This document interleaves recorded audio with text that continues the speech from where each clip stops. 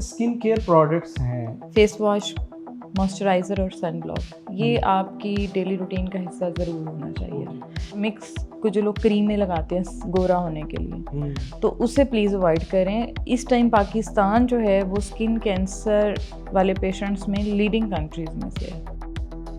जैसे कि गर्मी आ रही है, सबसे पहले अपना हाइड्रेशन लेवल अच्छा करें, पानी पिएं, और जिन लोगों को ब्लड प्रेशर वगैरह का नहीं इशू, वो ORS और कैल्सी ऐड कर लें। लिक्विड इनटेक काउंट करें। हेयर ट्रांसप्लांट के बगैर आपके गए हुए बाल वापस आ सकते हैं? कंसीडर हमेशा ये करें कि बालों का जो रिज़ल्ट है वो आपने कंपैरिजन 8 महीने बाद करना है। कि आपकी डेली रूटीन क्या है?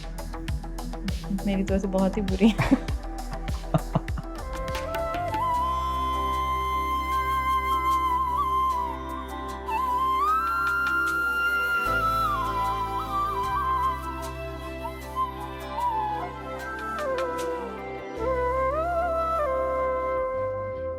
अस्सलाम वालेकुम। अब आप अंदाज़े नजूम में खुश आमदीद। अहबाब ग्रामी, खूबसूरती हमेशा खूबसूरत ही होती है। हर इंसान को खूबसूरत दिखना और लगना जो है वो उसकी ख्वाहिश होती है।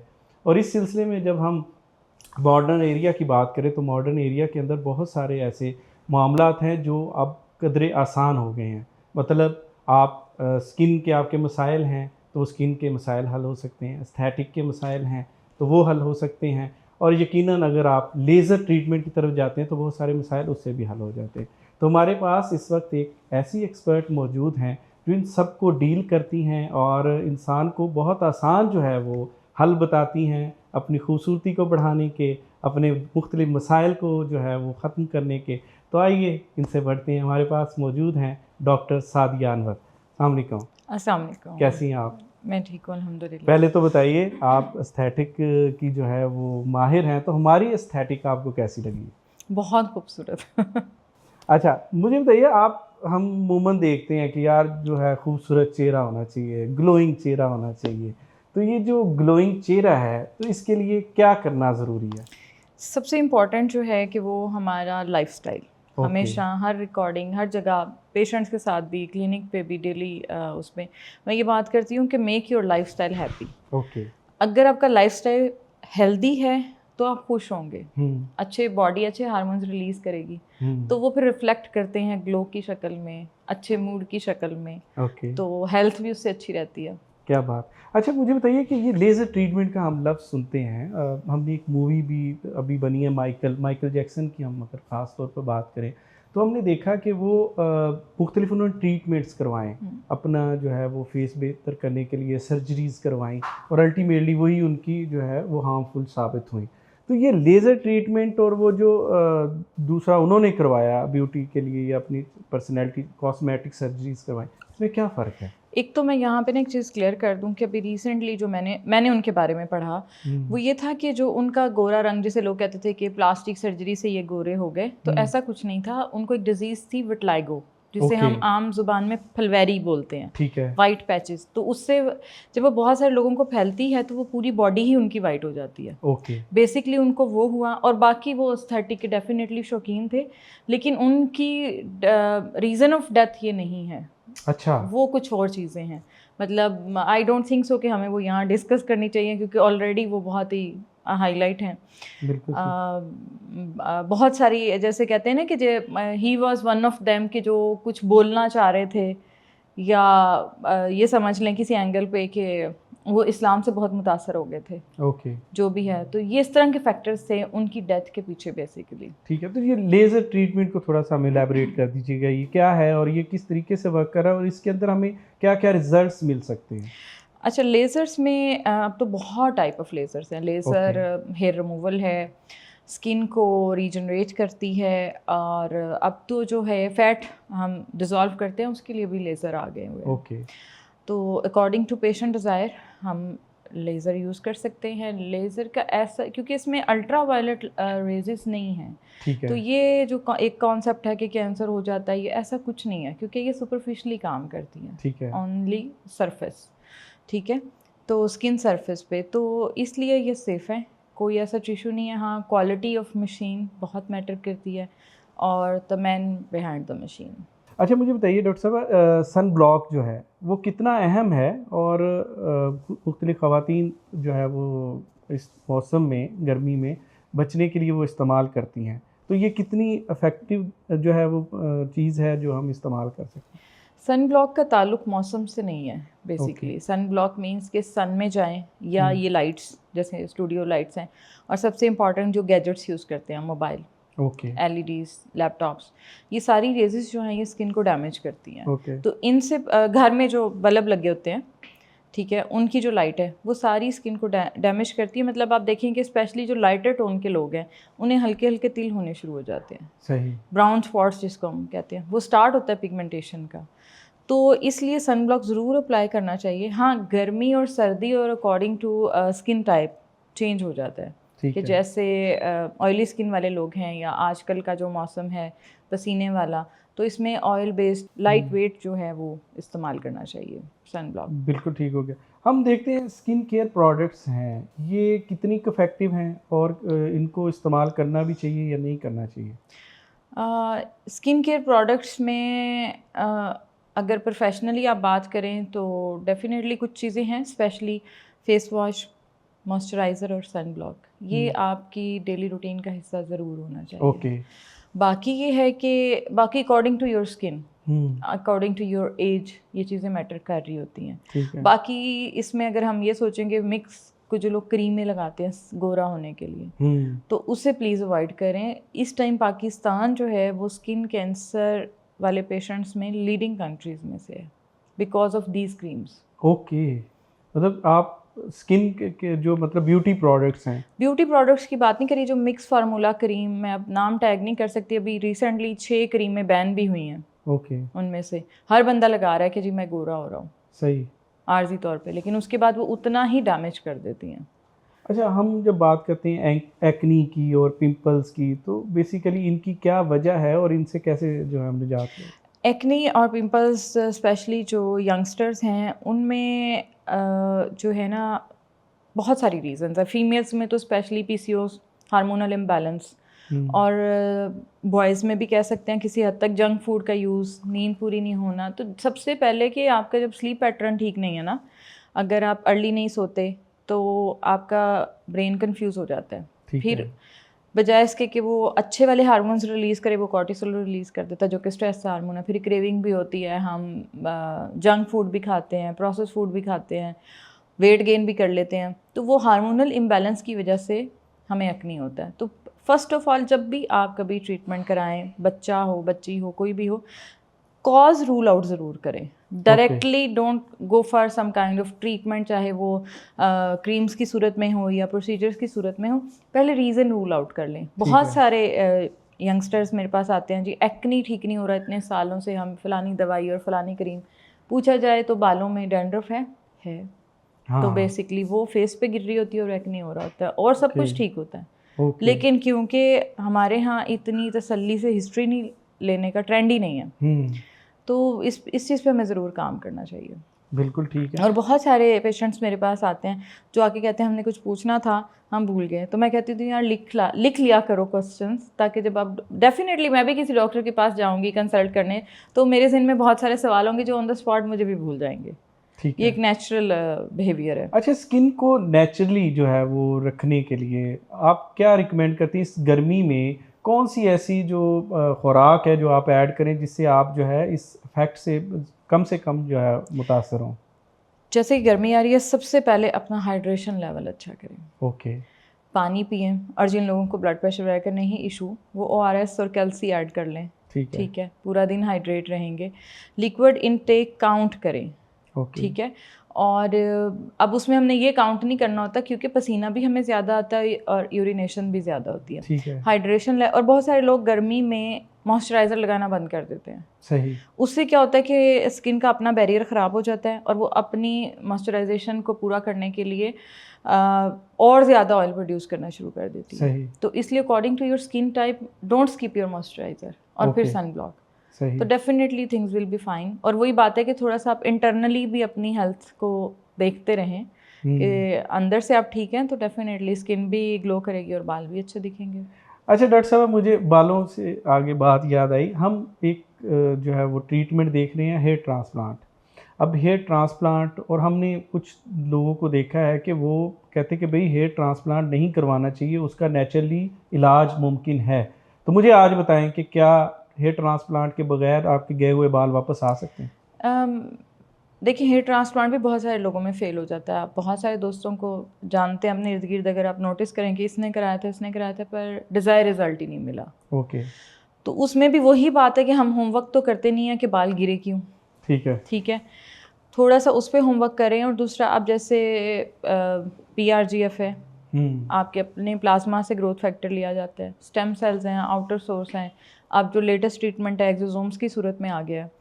तो नो डाउट कि मुझे कभी कभी लगता है कि हेयर ट्रांसप्लांट बहुत रेयर रह जाएगा। ओके।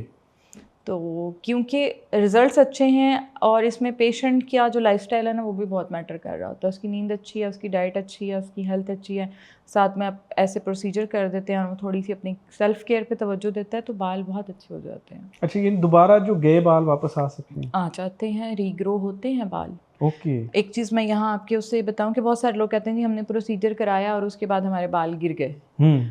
ये आपको कोई डॉक्टर शायद ना बताए, लेकिन it is a part of procedures. जो डेड रूट्स है ना वो शेड ऑफ हो जानी है, उसकी जगह फिर नए बाल आने हैं। और एक और बात कि कंसीडर हमेशा ये करें कि बालों का जो रिज़ल्ट है वो आपने कंपैरिजन 8 महीने बाद करना है। सही। पहले तो रूट्स निकलेंगी, फिर वो बड़ी हो के आपके जो मौजूदा लेंथ है उसके साथ मैच करेंगे। इस सारे टाइम को 8 महीने लग जाते हैं। ओके। और हम फिर अगर आप तब कंपेयर करेंगे then you will be very happy. No doubt कि बालों में जान आ जाती है, बाल बहुत जल्दी अच्छे दिखने लगते हैं, हेल्दी लगने लगते हैं, लेकिन जो डिज़ायर रिजल्ट्स जिसको मैं बोलती हूँ ना, always compare it with after 8 months. अच्छा, हम बात करते हैं मोटापे की। तो हमने देखा कि मोटापे का इलाज अब आ गया है कि वो जनाब उसको निकाल देते हैं, आपके एक्स्ट्रा चर्बी या जो भी मामलात हैं।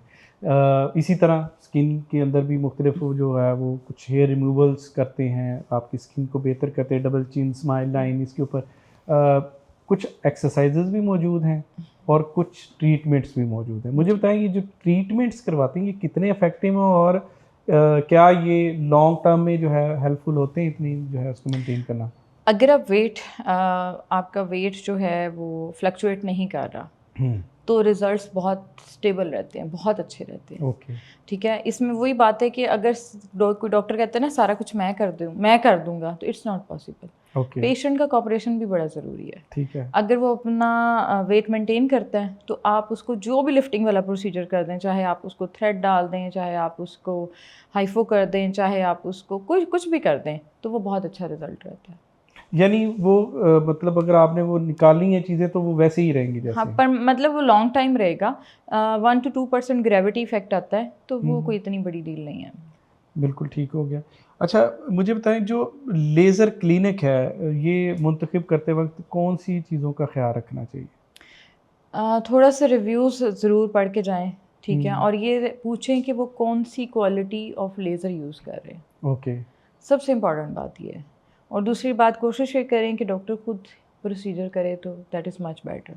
यानी वो दूसरे जो लोग लिखे होते हैं उनसे ना करवाएं? मेरा तो यही ख्याल है, क्योंकि अमूमन हमने देखा कि डॉक्टर्स के नाम लिखे होते हैं कि हाँ। ये डॉक्टर हैं, लेकिन आगे पूरा अमला रखा होता है और कोई पता नहीं उनकी क्या कैपेबिलिटीज़ हैं, क्या जैसे बहुत सारे लोग BS डर्मा करके आ रहे हैं, आप उनको हायर कर सकते हैं। एटलीस्ट उन्हें हाउ ना हो तो है कि टाइप ऑफ स्किन क्या है, इस पे एनर्जी का क्या लेवल सूट करेगा, इस पे कितनी इंटेंसिटी काम करेगी। बहुत सारे लोग, जैसे आपने देखा होगा, कंप्लेन करते हैं कि जी हमने लेज़र कराया तो हमारे बाल ज़्यादा आ गए। तो उसके पीछे यही रीज़न होती है ना कि वो एनर्जी लेवल सेटल नहीं होता। सही।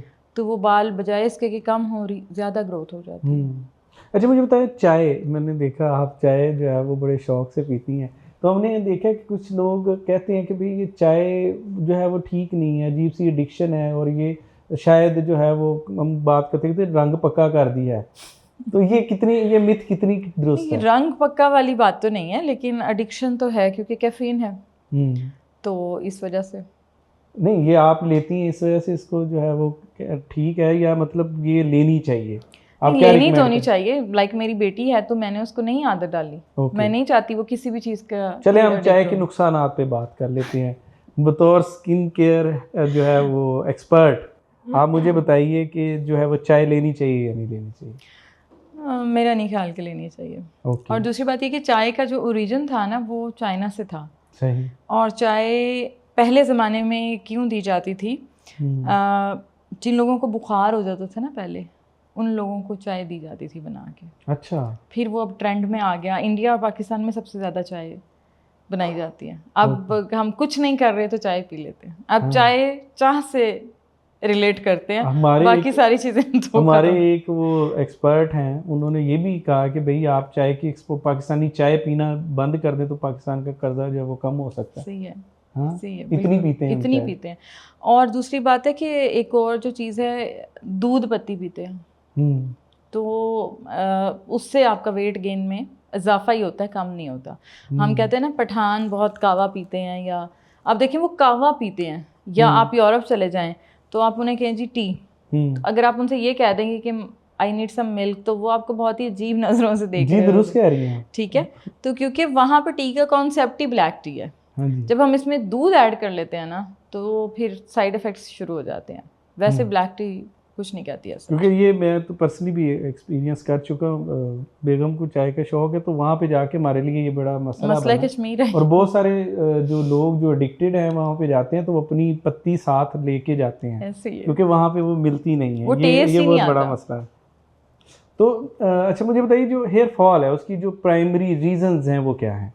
हेयर फॉल की प्राइमरी रीजंस मेल में और फीमेल में, फीमेल्स में वही हार्मोनल इम्बैलेंस, जो आमतौर पे जैसे हम कहते हैं पानी वाली थैलियाँ बन जाती हैं बच्चियों में, हार्मोनल इम्बैलेंस की तरफ चली जाती हैं या ओबीज हो जाती हैं। और प्रोसेस फूड, और बॉयज़ में स्पेशली नींद की कमी, स्ट्रेस बहुत ज़्यादा है, मोबाइल स्क्रॉल हो रहा है हर टाइम, प्रॉपर नींद नहीं है। फिर इसके साथ विटामिन डी डेफिशिएंसी हो जाती है। B12 जैसे बाल बारीक हो गए या अर्ली ग्रे हो गए, तो ये सारी चीज़ें मिल के ना, और लाइक सीरम फेरेटिन, आपका आयरन लेवल कम है, बॉडी आयरन डिपॉजिट ही नहीं कर रही, आपको पता ही नहीं है, आप इस पे काम ही नहीं कर रहे, तो ये सारी चीज़ें मिल के बाल गिराती हैं। और इसमें स्ट्रेस का भी बहुत बड़ा रोल है। सही। हम सोशल मीडिया पे देख रहे होते हैं तो मुख्तलिफ जो ब्यूटी स्टैंडर्ड्स हैं, मतलब हम पहले भी क्रीमों का भी जिक्र कर चुके हैं, लेकिन हम देखते हैं कि हर कोई जो है गेस्ट आता है, कुछ हम एक्सपर्ट कह लें, कुछ वैसे ही जो है वो सुना के जो है टोटके जो है वो चल रहे होते हैं। तो मुझे बताइए, जो टोटके जो है हम देख रहे होते हैं, वायरल हैं, सारी चीज़ें हैं, तो ये कितने की जो है इफेक्टिव है? टू बी ऑनेस्ट, जो एक्चुअल टोटके हैं ना, मुझे लगता है कि वो बहुत कम लोग जानते हैं। ओके। ठीक है, जो मैंने एक्सपीरियंस किया और जिसे मैं एज अ रिसर्च प्रोडक्ट कह ले मानती हूँ, वो ये था कि जो देसी घी है घर का बना हुआ, वो अगर आप फेस पे लगाते हैं डेली रात को सोते हुए, तो उससे बेस्ट मॉइस्चराइज़र दुनिया में कोई नहीं है। ओके। और उसी को आप बालों में इस्तेमाल कर लें नहाने से पहले, सही, तो बाल भी बहुत अच्छे हो जाते हैं। बिल्कुल ठीक है। मुझे बताएं कि क्या जो एस्थेटिक ट्रीटमेंट है उसकी हर शख्स को ज़रूरत है आजकल? ऑलमोस्ट, क्योंकि हर बंदा इतना हैप्पीज़र्ड में है, एक अजीब सी ना ख़त्म होने वाली दौड़ में है। एस्थेटिक मैं इसलिए नहीं कह रही कि जस्ट फॉर ब्यूटी, मुझे लगता है कि ये वो टाइम होता है जो आप अपने आप को दे रहे होते हो। ओके। आप अपने आप को वैल्यू दे रहे होते हो उस टाइम, मतलब अपने ऊपर स्पेंड कर रहे होते हो अपनी ज़ात पे। अगर हम कपड़े भी पहनते हैं ना, या अच्छे ब्रांडेड कपड़े या शूज़ लेते हैं, तो वो लोगों को इम्प्रेस करने के लिए होते हैं। जब आप अपने ऊपर स्किन पे, बालों पे, बॉडी पे इन्वेस्ट करते हैं, ये जैसे अच्छा खाना, फेवरेट खाना खा के खुशी होती है, इसी तरह जब आप अच्छा दिखते हैं ना तो आपको बड़ी खुशी होती है। और वो सारे प्रोसीजर्स जो हैं अगर किसी अच्छी जगह से कराएं तो उसके बाद आप बहुत ही रिलैक्स फील कर रहे होते हो, तो वो मी टाइम है। और ये फिर अगली नस्ल में डेवलप होगा कि जब हम खुद को वैल्यू देंगे, मी टाइम गुजारेंगे, तो फिर अगली नस्ल भी वो करेगी। और दूसरी बात, जब हम खुद अपनी इज़्ज़त और केयर करेंगे ना, तब इर्द गिर्द के लोग हमारी इज़्ज़त और केयर करेंगे। क्या बात है। अच्छा, एक अभी गर्मी है, गर्मी के अंदर दो फल आते हैं, एक तरबूज और एक आम। मुझे इनकी बताएं कि तरबूज और आम को कितना इस्तेमाल करना चाहिए और ये सेहत के लिए कितने अहम हैं? देखिए, फ्रूट कोई भी है ना, और स्पेशली वाटरी फ्रूट, ओके, ये इम्पॉर्टेंट है। लेकिन वही बात है, क्वालिटी ऑफ फूड, जैसे मैंने पिछले दिनों, मैं किसी का बुरा नहीं चाहूँगी कि तरबूज से उधर साउदर्न पंजाब में आपने न्यूज़ भी देखी होगी, एक पूरी फैमिली एक्सपायर हो गई क्योंकि कलर यूज़ किया गया था, मतलब आर्टिफिशियल कलर, उसको रेड कलर करने के लिए। तो इस तरह की चीज़ें जो हो रही हैं ना, अभी किसी हद तक मैंगो इससे बचा हुआ है, लेकिन अब ये बात है कि हमें केयरफुल होना चाहिए। एक वो थ्योरी भी किसी ने कही थी, पता नहीं सच है या झूठ है, लेकिन उन्होंने कहा ये जो हम यूज़ करते हैं उनको पकाने के लिए, जो केमिकल, मसाले इस्तेमाल करते हैं ताकि आम जल्दी तैयार हो जाए, और अब तो आ ही वही रहा ना आम, तो ये कहते हैं ये कैंसर का भी बायस बनती हैं। और ये चीज़ देखिए, साइड इफ़ेक्ट्स हर चीज़ के हैं, चाहे वो आप पैनाडोल ही क्यों ना ले लें। ओके, ठीक है। मैं इसकी बड़ी आसान मिसाल ये देती हूँ कि कोविड में मोर्टेलिटी रेट शायद पाकिस्तान का सबसे कम था। ओके, यूरोप में बहुत ज़्यादा लोग मरे क्योंकि वो बहुत ही हेल्दी डाइट खाते थे, उनका इम्यून सिस्टम इतने ख़तरनाक वायरस के लिए बना ही नहीं था। हम इतना स्टीरॉयड, इतना जहर ऑलरेडी खा चुके हैं ना कि हमें ज़्यादा फ़र्क नहीं पड़ा। बिल्कुल ठीक है। अच्छा, मुझे बताएं कि आपकी डेली रूटीन क्या है? मेरी तो वैसे बहुत ही बुरी क्योंकि देखिए, हम बात करते हैं कि हम जब एक एक्सपर्ट के तौर पर सामने आते तो जिम्मेदारी हमारे ऊपर ज़्यादा आ जाती है ना, कि हम कहते हैं कि यार ये मेरी रूटीन है और उसको मैं स्ट्रिक्टली फॉलो करता हूँ, तो आप भी इसको फॉलो कीजिए, तो मशाल राह होना चाहिए ना।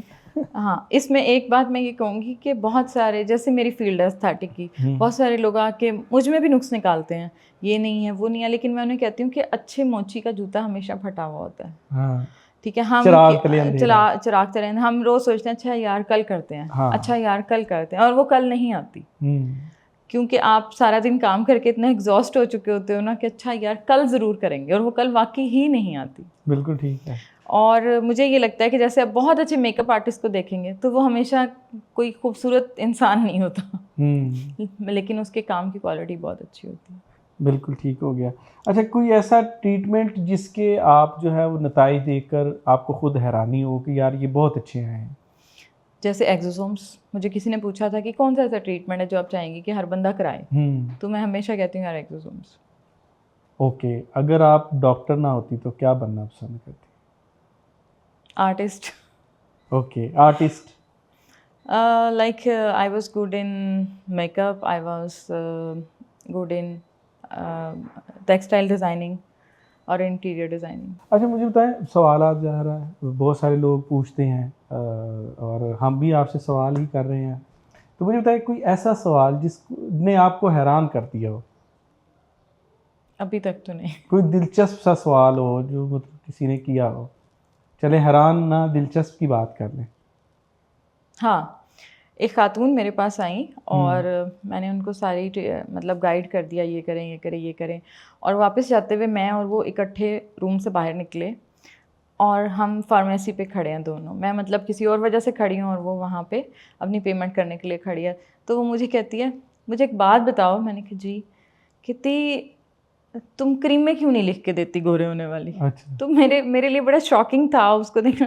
तो मैंने उसको ये जवाब दिया, मतलब जवाब मेरा बहुत ही अजीब था कि मतलब मैं स्पॉन्सर्ड चीज़ें नहीं करती। ओके। मैं ये बिलीव करती हूँ कि ज़िंदगी सबसे इम्पॉर्टेंट है। बिल्कुल। क्योंकि जो चीज़ हम स्किन पे या सर में या बालों पे कहीं भी लगा रहे हैं ना, वो सिर्फ ये सुपरफिशियल नहीं है, वो थ्रू कैपिलरीज वेसल्स हमारे ब्लड सर्कुलेशन में जाती है, फिर लिवर तक जाती है। ओके। तो इसलिए मैं हमेशा जो है ना प्रोसीजर्स को प्रेफर करती हूँ। ओके। तो हम इसी की आगे बात कर लें कि हमने देखा मुख्तलिफ डॉक्टर्स जो है वो एक तरह के एजेंट के तौर पर काम कर रहे होते हैं, और जो प्रोडक्ट्स हैं उनको इसलिए लिख के देते हैं कि उनके उनके ख़ास कमीशन उसके अंदर मौजूद है। तो ये चीज़ कितनी जो है इसको ख़त्म होना चाहिए आपके? इसको ख़त्म होना चाहिए, लेकिन अब फार्मास्यूटिकल कंपनीज़ में इतना कंपटीशन आ गया है ना, टू बी ऑनेस्ट, कि वो भी कोशिश कर रहे हैं जो अच्छी कंपनीज़ हैं कि वो बेहतर से बेहतर चीज़ लेके आएँ। ओके। अच्छा, ये कुछ सवालात हैं, आप रैपिड कह लें इसको, उस हवाले से कह लें। मुझे बताएं, कॉफ़ी या green tea? Green tea. Okay. और कॉफ़ी ब्लैक। अच्छा, रीज़न भी आप थोड़ी सी अगर हमें बता दें कि क्यों? वो बड़ी लंबी हो जाएगी। चले थोड़ी सी, मतलब वेट रिडक्शन में लिवर डिटॉक्स करती हूँ। ओके। अब मुझे बताएं, नेचुरल ब्यूटी या मेकअप? नेचुरल। ऑब्वियसली ये तो होगा, लेकिन मतलब हम मेकअप देखते हैं, तो मुझे तो बड़ी अजीब सा लगता है कि वो आपके ऊपर ऐसे लगता है कि एक नई लेयर मास्क आपके ऊपर चढ़ा। बना देते अब हैं। आप देखिए तो ये कितने हार्मफुल कितने हैं। खत्म होता जा रहा है दौर। अब आप बहुत सारे ड्रामास में देखें, हम्म मूवीज में देखें तो नो मेकअप लुक है। हम्म, आप सिर्फ यहाँ के लोगों को समझ लें कि थोड़ा सा है कि नहीं मेकअप होना चाहिए। मेकअप डजेंट मीन कि आप कुछ और ही बन जाओ। मेकअप का असल मकसद ये था कि आपके जो नेचुरल फीचर्स हैं ना उसे थोड़ा सा इन्हेंस कर दें, दैट्स इट। हाँ। ये जो पूरा एक वो कहते हैं ना बदल दिया, that is very bad. Hi hi.